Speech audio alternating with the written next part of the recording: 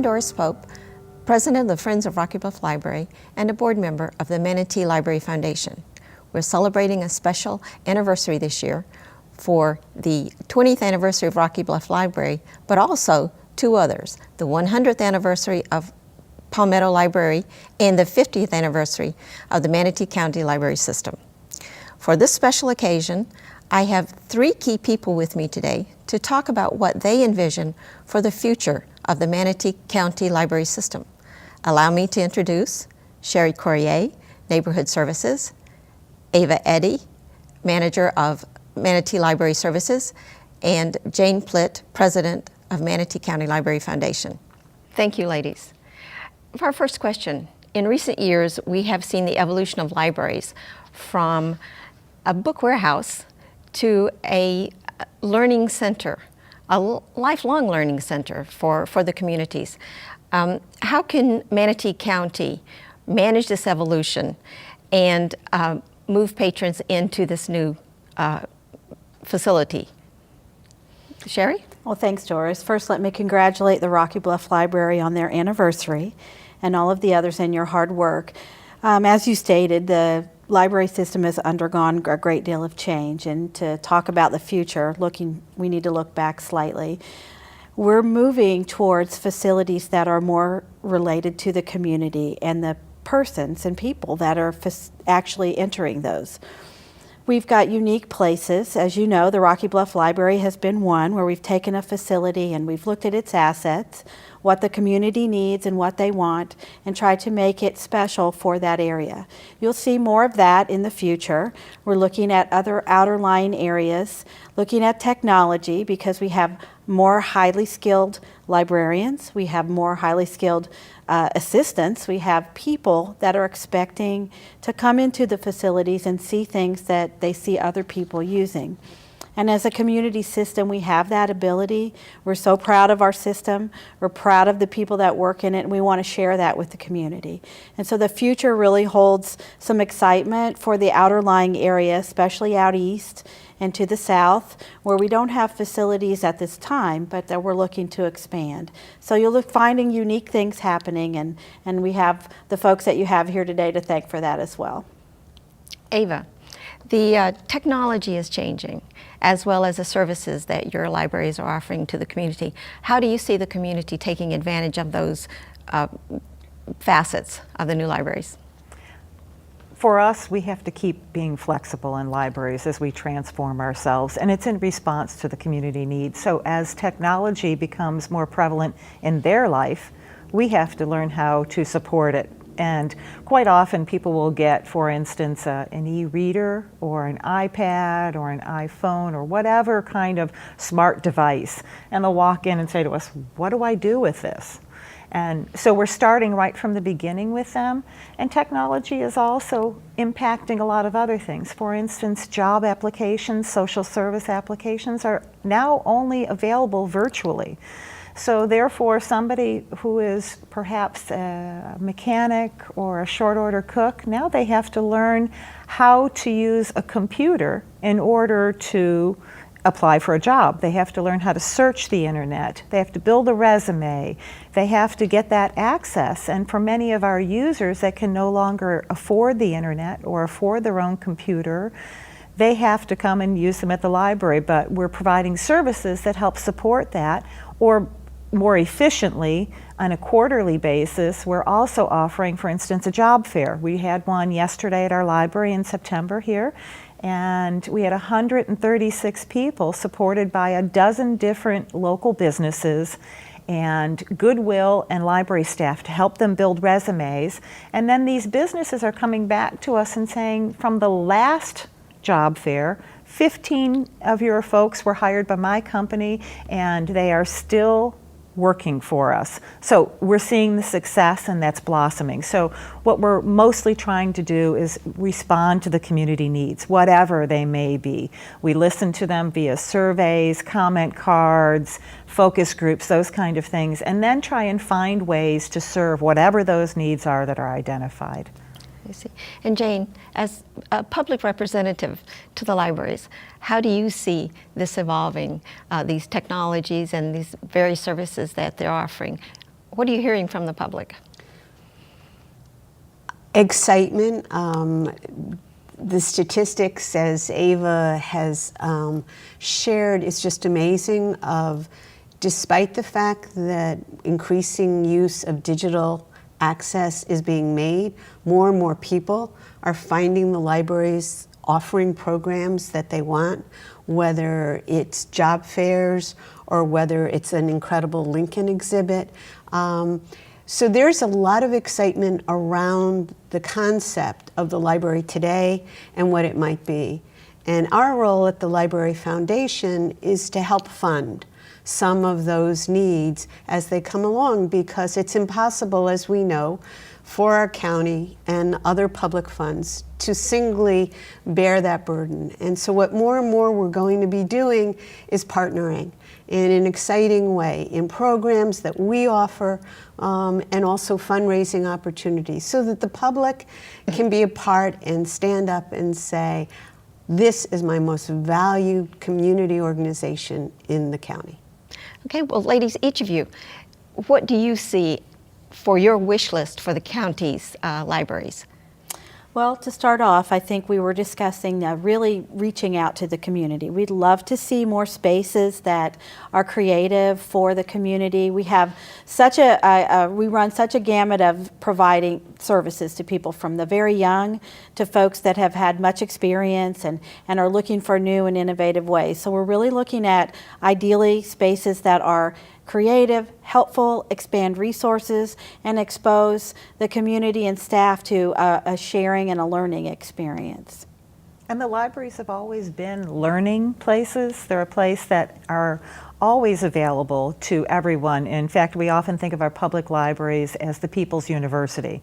It's a lifelong learning center in many ways. And we want to continue with that notion, but we also want to take it a little step further and move it towards a more creative space.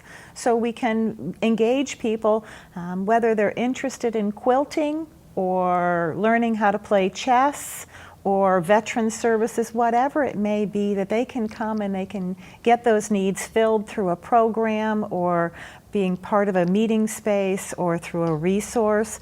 So our wish list continues to change as well. We're hoping we can develop better partnerships with organizations and associations in the community that will help support needs. We're helping to grow our resources because, of course, they keep changing so quickly. It's not just print anymore. Now we have downloadable music, and we have streaming video, and you can look at full car schemata online, so you don't have to carry those big old Chilton's books and put them underneath the car and try and manipulate. So I believe our wish list just continues to grow in a sense that we remain flexible to support whatever those things are. So however we can do that, whether it's a financial piece or new equipment or just a new format that we can add. I would imagine that you are also looking across a lot of libraries to get ideas for what they're doing and how they're being responsive to the public's needs. What do you see out there in the public beyond Manatee County?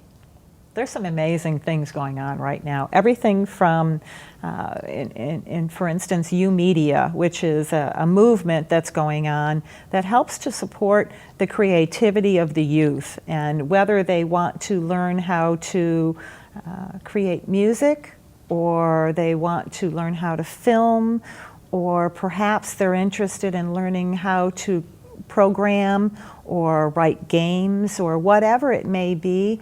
There's a lot of youth out there that have these interests that maybe don't have hands-on opportunities. And so we'd love to see some of those kind of things happen. But we also see a lot of things too that are just very simple. Creative aging programs, where now we're looking at the opportunity to give maybe the aging in our community a 6, 8, or a 10-week program on something that is creative, for instance, digital photography or painting, or dance. And then they would come together and learn not just from the instructor, but they learn from one another and begin to build a new community. Because quite often these are the folks that are coming to you and saying, oh, I've just got done reading another obituary about somebody who's passed. They need to build new communities. And so these programs give them that opportunity, and then at the end, there's a space for a culminating event where they can have a dance, or they can have a photograph show. And so we're looking at those kind of projects and recognizing how they could fit with us here in Manatee County. And I think one of my favorite ones that we've seen and we really like are the idea of random acts of kindness. We've all heard that concept. Random acts of culture. So you're going to see starting to pop up at our Manatee libraries maybe a lunch, listen, and learn program where they can come and hear a musician and bring their lunch. Or maybe somebody just shows up and they've got their easel and they begin to paint, and they can show people by demonstration all the beauty of art. And perhaps the next one maybe is a trio that stops in. So we want to have those random acts of culture to inspire people of all ages in our community and keep them youthful and creative. Yeah.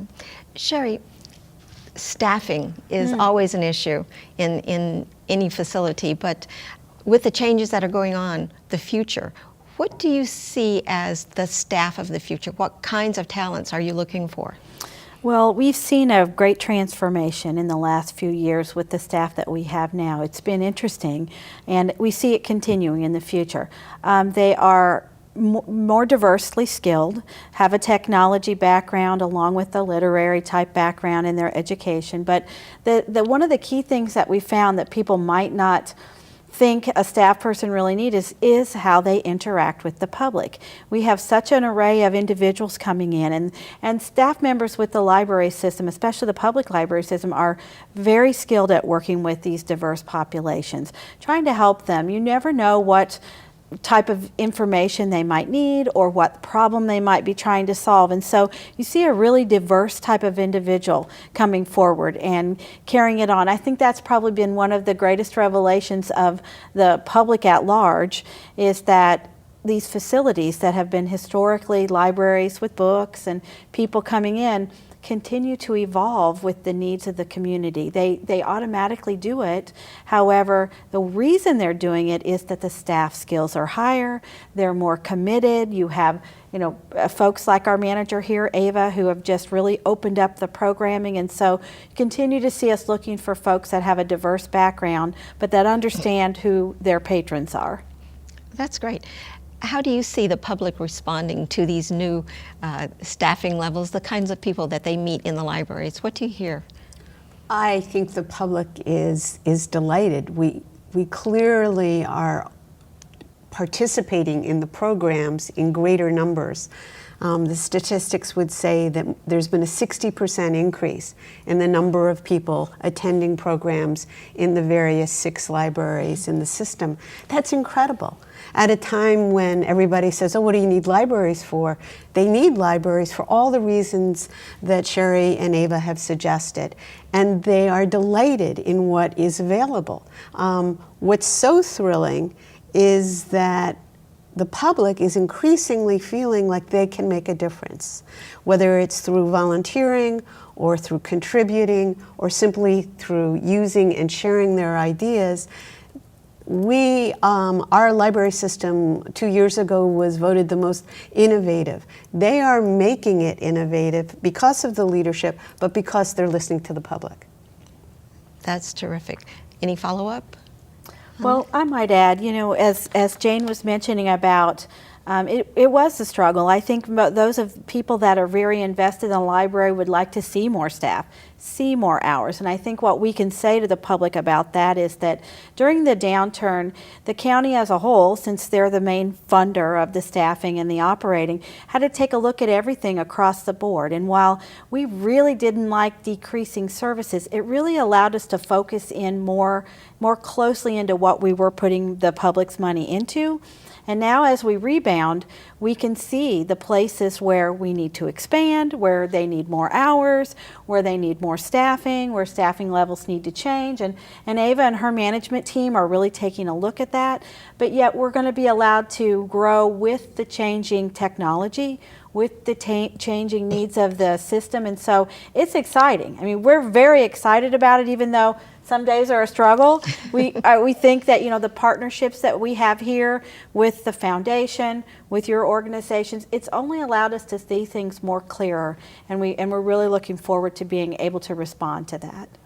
And I think the only thing I'd like to add is I think when we look at staffing, we're looking at for people who can be good collaborators, because we're learning that if we can group people who have the same objective, the same goal, the same interests, with different skill sets, we can create that much more and we can offer that much more.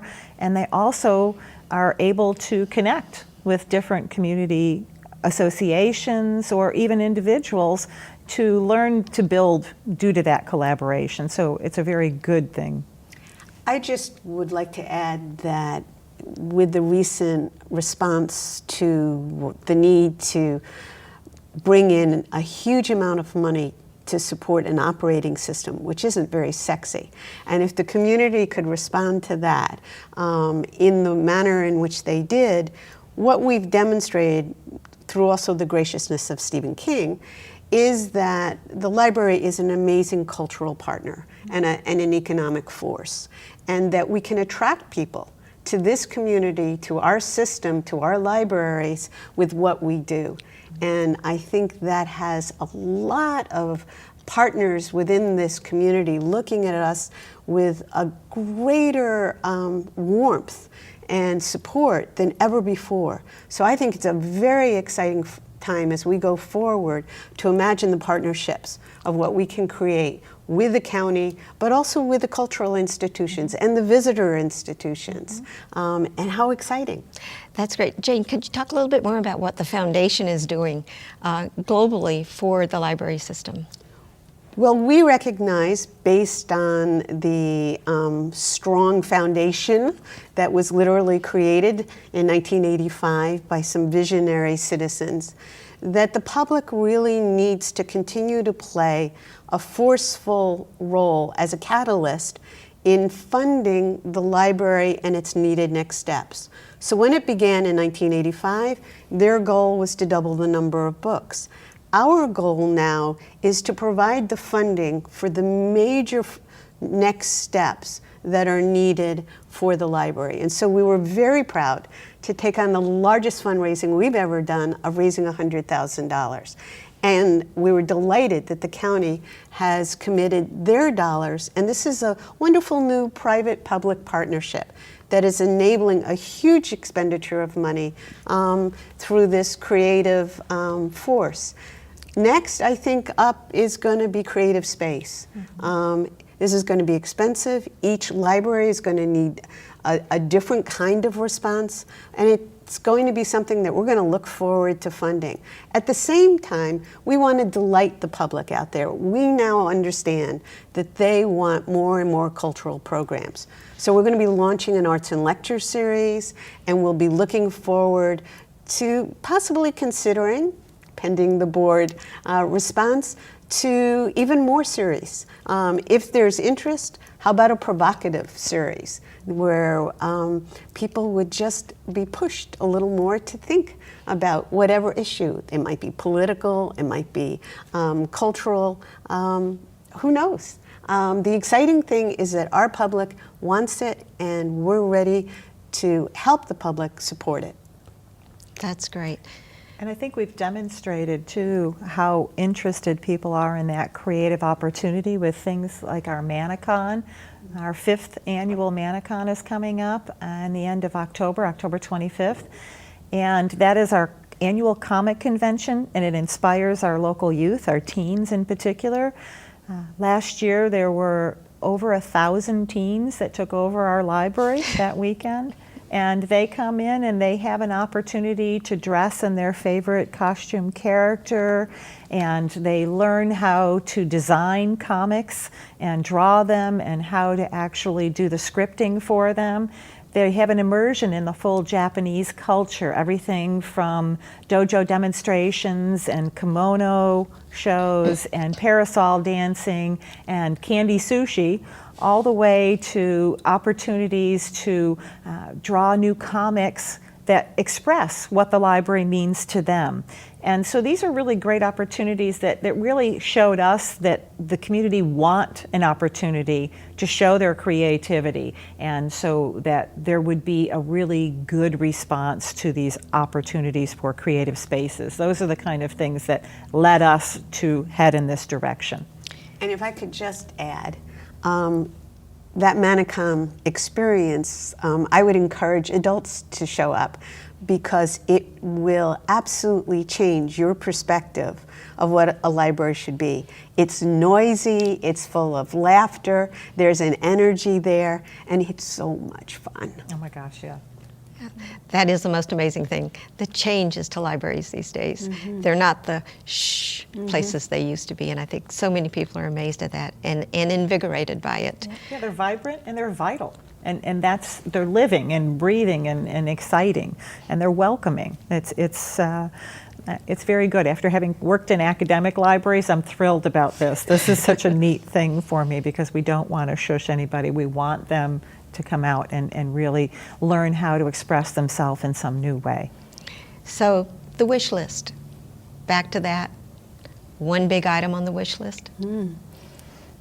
Well, I'd have to say it's an additional location somewhere in the eastern part of Manatee County, where we have our people travel the farthest to get to our busiest branch, which is Braden River Library. I would have to say that we are trying to be good stewards of the public's money to really look at where that type of location is, what type of location is. Jane was mentioning, Ava's mentioning, you see this evolution of the library facility and the staffing and the concept of what a library is. And so we're being very careful about looking forward. We're looking at other examples across the country, locally, what people are saying, and we really feel that we need to have that additional location. And it may not look like the traditional library. It may be a whole new concept about how that community needs to be served, because each of our libraries are already in very different demographic areas with different needs and interests. And again, we're going to look at that community and be sure that whatever we offer is prescriptive for them, what's really going to serve them best. And I think it may look very different than what we've done in the past. Jane, what do you see as the public role in helping fulfill this wish list?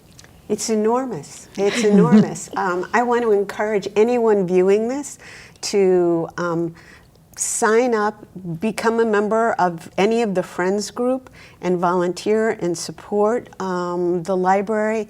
Get in touch with us at the Manatee Library Foundation.org. We need the best and the brightest, the youngest and the oldest, all participating so that this wonderful leadership continues to delight us. Let me piggyback on what Jane's saying and encourage everyone. We have 6 locations across the county. Obviously, we're celebrating some exciting things that you mentioned earlier, but at our Rocky Bluff Library, we have something special. Besides the talented staff, we have a unique storybook cafe, one of a kind. It was utilizing the facility, so people need to come out and see that. At our Palmetto branch, we have awesome programs to offer there.